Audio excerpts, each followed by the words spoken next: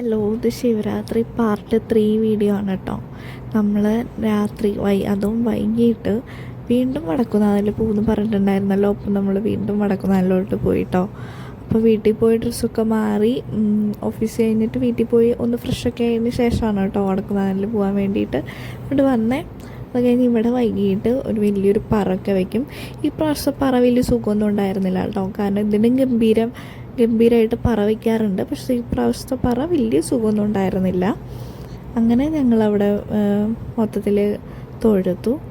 പിന്നെ ഈ ശിവരാത്രിക്ക് വടക്കുന്നാഥൻ്റെ ഫ്രണ്ടിൽ അതും പുറത്ത് ഉപ്പുമാവും അച്ചാറും അതുപോലെ ചുക്ക് കാപ്പിയും കൊടുക്കാറുണ്ട് കേട്ടോ. നല്ല ടേസ്റ്റാണത്.